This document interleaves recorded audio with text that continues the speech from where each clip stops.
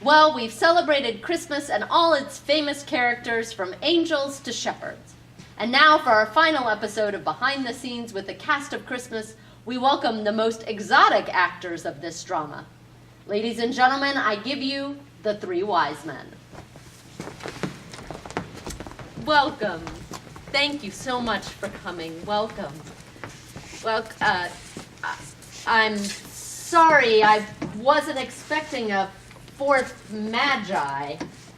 The scriptures say... Nothing! The scriptures say nothing about how many magi journeyed to the manger. It's ridiculous that I got left out. But there are only 3 gifts mentioned. Didn't you bring a gift?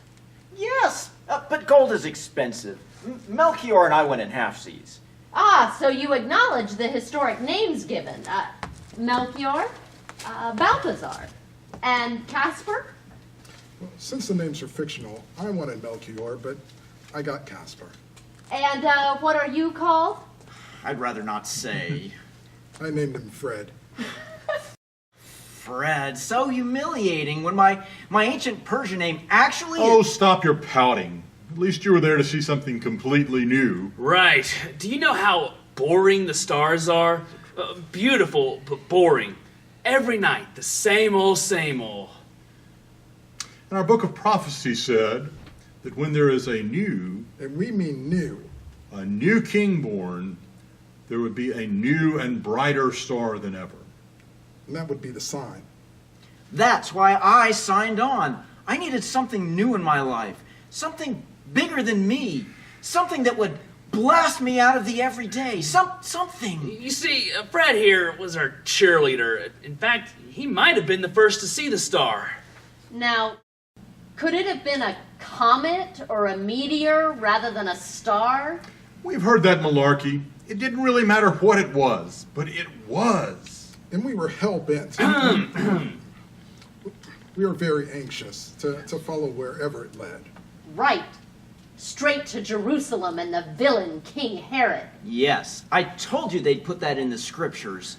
A wrong turn can ruin everything. I told you to turn left at the Jordan River, but you went right.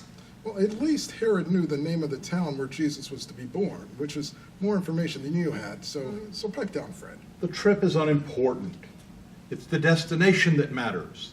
The trip informs, the destination reveals. Right, and that scene revealed more than I had known in all of my studies. All of my life I had looked up at the stars, but that baby looked within. I know you'll think we're crazy, but we're talking about a child, an infant, but there's something special about him. What? I don't understand. You know how you can feel sad and lonely and isolated, and then someone special walks into the room and you feel joy and peace? And a warmth that flows through your body. You multiply that by 100, and you begin to feel what we felt.